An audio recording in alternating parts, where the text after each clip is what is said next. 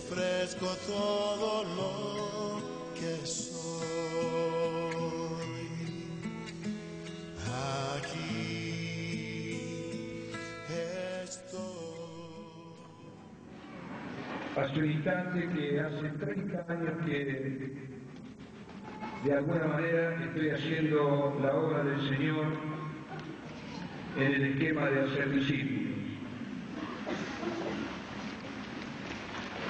Y esta me parece una ocasión extraordinaria para hacer un raconto, una reflexión,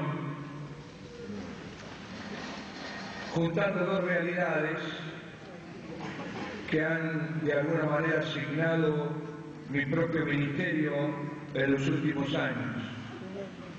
Uno, la realidad de hacer discípulos a la imagen de Jesús, y el otro, el andar en el Espíritu las 24 horas del día. Que si uno lo junta, mi tema en esta noche sería, o en esta tarde, hacer discípulos en el poder del Espíritu.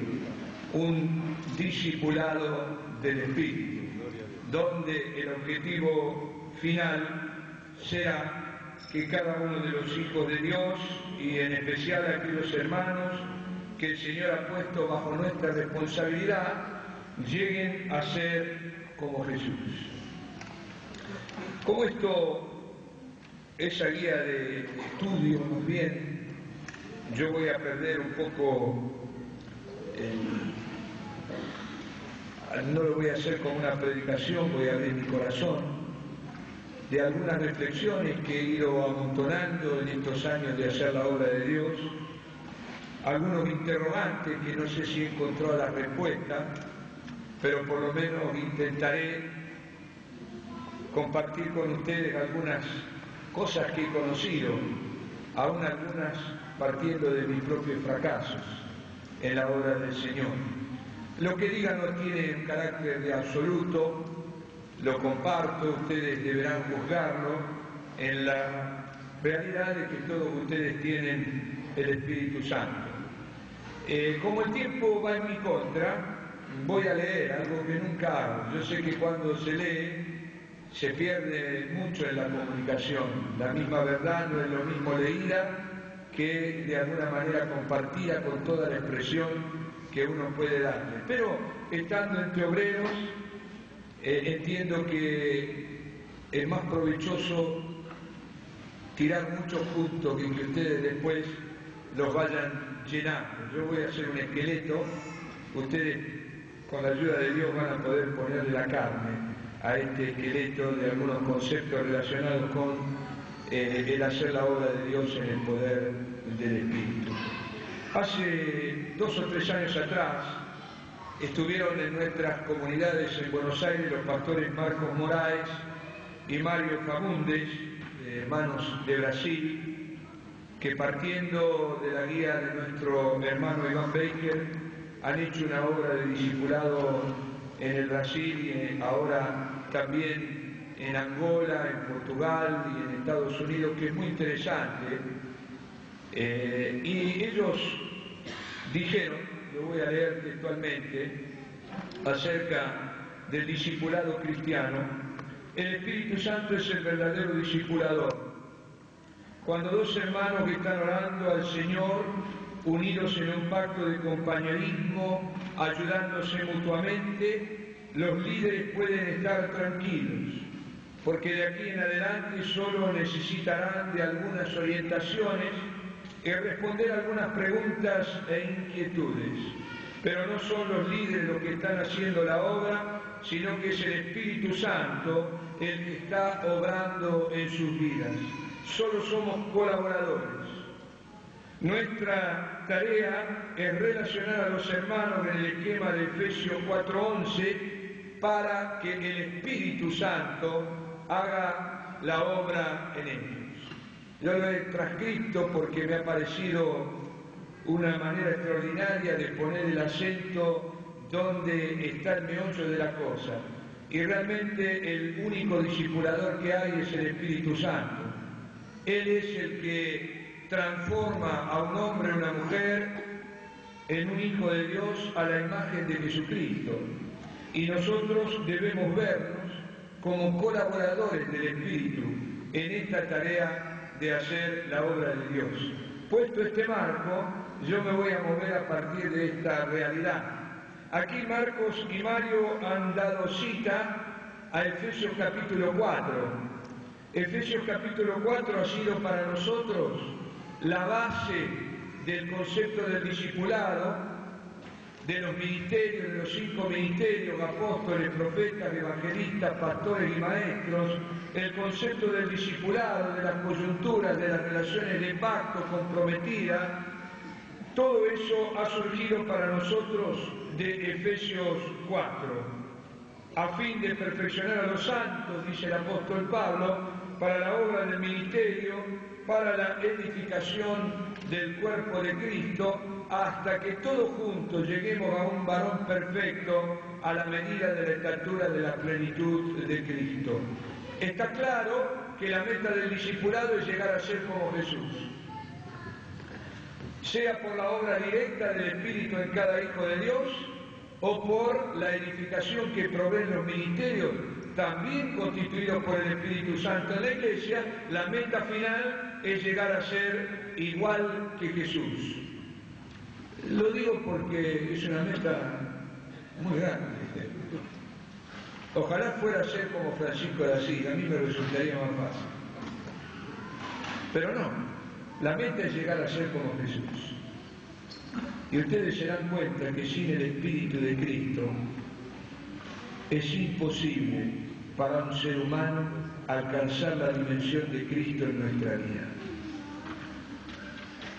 Entonces, nosotros hemos tomado Efesios 4 para de alguna manera justificar aún el tema de las coyunturas, que no tenemos mucho en la Escritura, pero ahí hay algo que está implícito en muchos sentidos en otros párrafos de la Escritura, y aquí en Efesios 4 habla de la coyuntura y de la actividad de cada miembro que se ayuda mutuamente para llegar a la imagen de Cristo.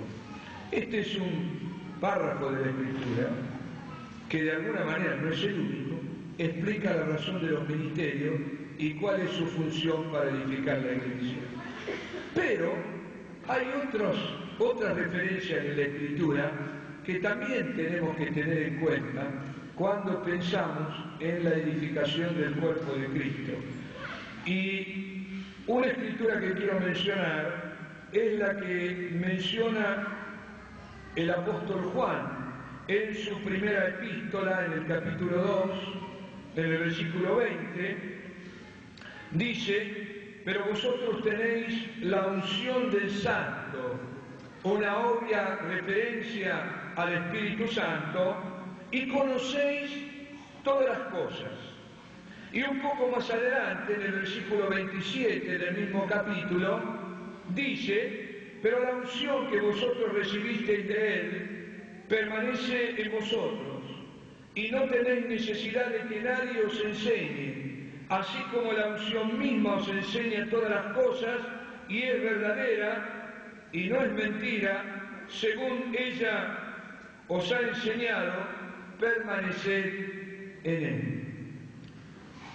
Claramente aquí el apóstol Juan, haciendo referencia a la obra del Espíritu Santo, lo presenta como aquel que nos enseña todas las cosas y dice que no necesitamos que ningún otro nos enseñe. Aquí parece haber una contradicción entre el párrafo que hemos mencionado, no leído, de Efesios 4, donde habla de los ministerios constituidos por Dios para la edificación del cuerpo de Cristo, del cual todos nosotros formamos parte de un modo o del otro. Y aquí el apóstol Juan parece decir que aquel que tiene la unción del Santo, dije y lo repito, y todos los estudiosos coinciden, una obvia alusión a la presencia del Espíritu Santo en forma personal en cada uno de los hijos de Dios, dice: no necesitáis que nadie os enseñe.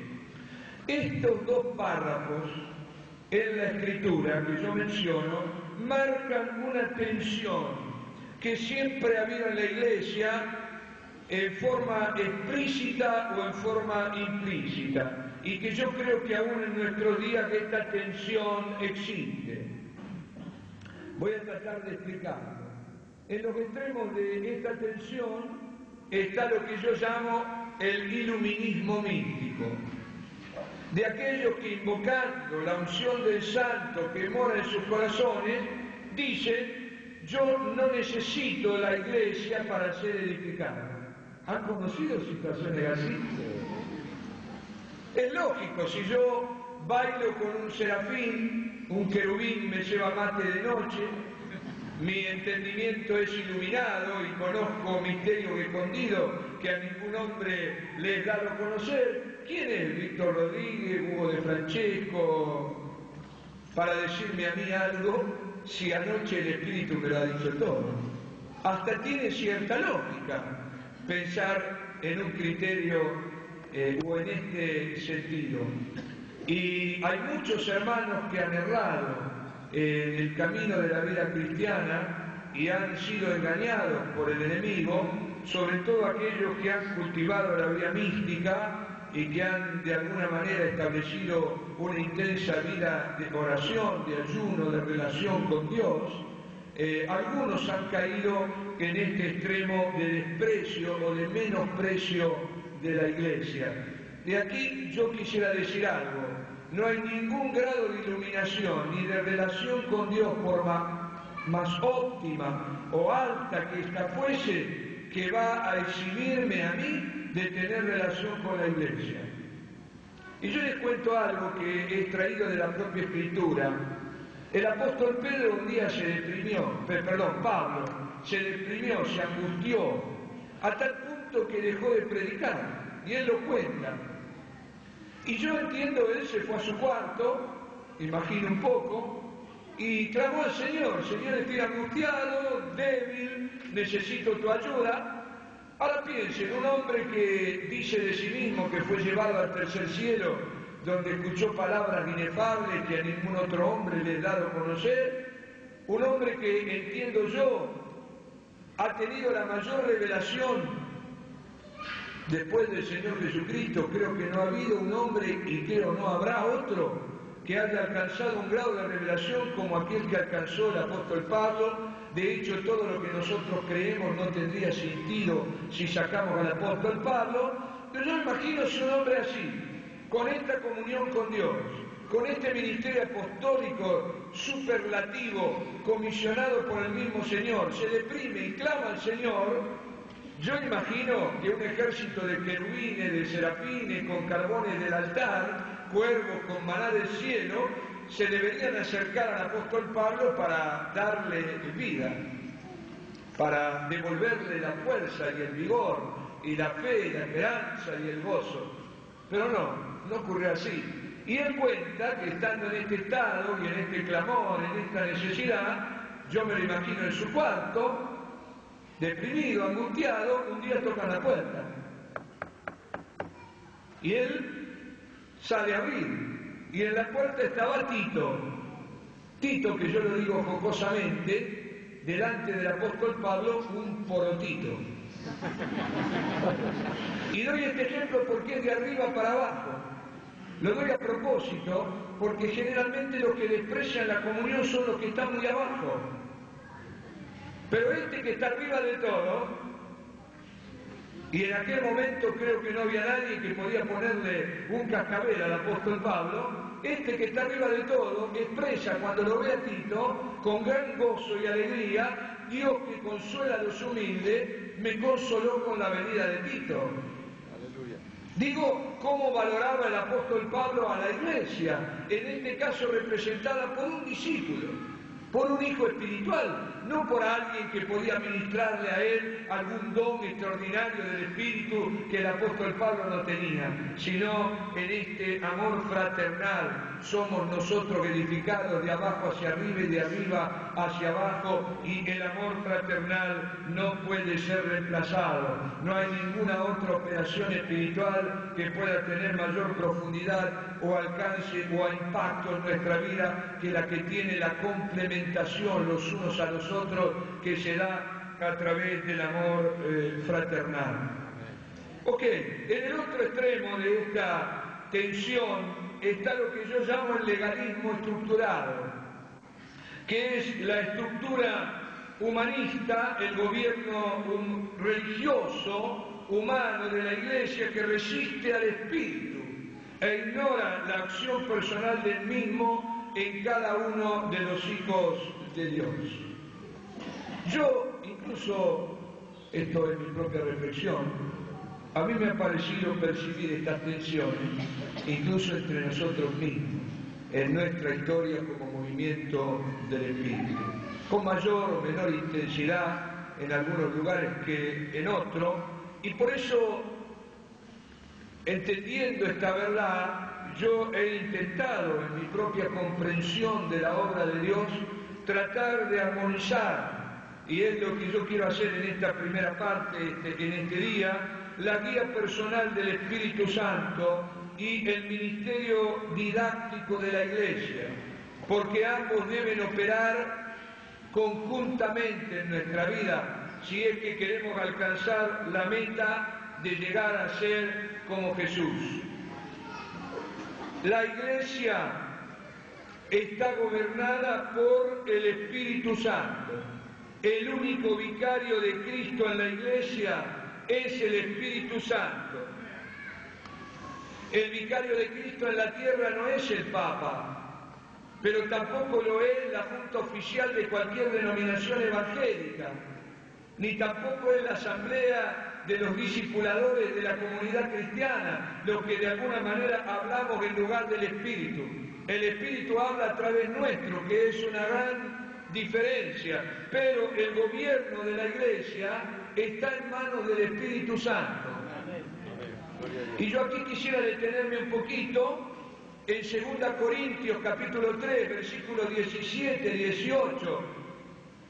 El apóstol Pablo dice que el Espíritu es el Kyrios, el Espíritu es el Señor. ¿Recuerdan ese pasaje donde habla de un espejo, donde estamos frente a la imagen de Cristo y dice que somos transformados de gloria en gloria según esa imagen como por el Espíritu del Señor? Y ahí está impreso el título: el Espíritu es el Kyrios. Traducido en nuestra lengua, el Espíritu es el Señor. El apóstol Pablo también había dicho en 1 Corintios capítulo 12 que nadie puede llamar a Jesús Señor si no es por el Espíritu. Y saben, yo no había entendido por años eso, pensé que era una declaración verbal. Incluso en mi inocencia, por no decir en mi ignorancia, para estar seguros de una liberación, cuando habíamos reprendido al diablo, queríamos chequear si podía decir con su boca: Jesucristo es el Señor. Bueno, seguramente algo de eso hay. Pero hoy, después de mucha agua que pasó bajo el puente, me doy cuenta que lo que el apóstol Pablo quiere decir allí es que nadie puede vivir el señorío de Cristo si no es bajo la guía del Espíritu Santo. Lo que expresa el señorío de Cristo en nuestra vida, cómo Cristo expresa su voluntad, es solo a través del Espíritu de Cristo. Si no, nosotros estaríamos bajo una nueva ley de Moisés, una especie de ley de Cristo, en un remero del antiguo pacto que no tendría sentido. Nosotros muchas veces decimos: Jesucristo es mi Señor. Ha sido un distintivo de nuestra prédica, el señorío de Cristo. Pero yo te hago una pregunta: ¿cómo se expresa en la práctica el señorío de Cristo en tu vida? O si quieres, si todos tenemos responsabilidad sobre otros, ¿cómo sé que un discípulo ha reconocido a Jesús como Señor o que Jesús es el Señor de su vida? ¿Porque obedece la charla? ¿Porque obedece los mandatos claros que yo le doy como su coyuntura? No, evidentemente que no es así. Que solo se puede vivir el señorío de Cristo cuando vivimos bajo la guía del Espíritu Santo las 24 horas del día. Porque el único que puede ejercer la voluntad del Padre y del Hijo en nuestra vida es el Espíritu, porque Él ha sido delegado para esto, es el ejecutivo, como dicen los teólogos, de la deidad. Es el que está aquí morando en tu corazón y junto con el Espíritu mora el Padre y mora el Hijo. Por eso en Juan capítulo 14 el Señor Jesús usa el plural y dice: el que me ama, mi palabra guardará y vendremos y haremos morada en él. Para mí es una obvia alusión a la presencia del Espíritu en nuestra vida. Y morando el Espíritu, mora el Padre y mora el Hijo. El Espíritu Santo es el Espíritu de Cristo y es aquel que infundirá en tu vida, en la mía y en la vida de los discípulos la imagen del Señor. Porque tú y yo no le podemos transmitir la imagen de Cristo a ninguno. Solo el Espíritu de Cristo lo puede hacer. Entonces, hay más cosas para decir, Esto es un esqueleto. En la columna vertebral de este esqueleto que estamos armando es que el Espíritu Santo es el vicario de Cristo en la tierra, es quien ejecuta el señorío de Cristo y es quien gobierna la iglesia. Yo en este sentido digo, y lo debo haber dicho aquí, que el colmo del humanismo no es la nueva era, el nazismo, el marxismo, cualquier ismo que tenga centrado al hombre y que haya constituido al hombre como Dios.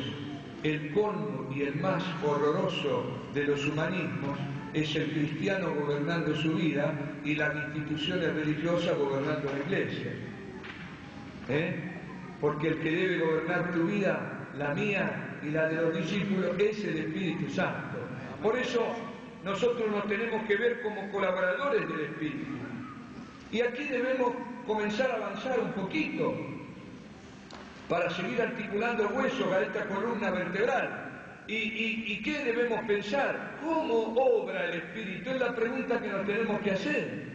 ¿Cómo obra el Espíritu en la vida de un discípulo? ¿Cómo obra el Espíritu Santo en forma directa y personal en tu vida y en la mía? Y después preguntarnos también cómo obra el Espíritu a través de los ministerios que Él mismo ha constituido en la Iglesia. Y una vez que conozcamos y tengamos luz de las operaciones del Espíritu, tanto en forma directa y personal en la vida de cada uno de nosotros, como en forma corporativa, o sea, a través del cuerpo de Cristo que es la Iglesia, nosotros podemos tener un panorama más claro de cómo se hace la obra del Señor, y eso es lo que yo intento en esta tarde. Voy a mencionar algunas operaciones que el Espíritu Santo realiza en cada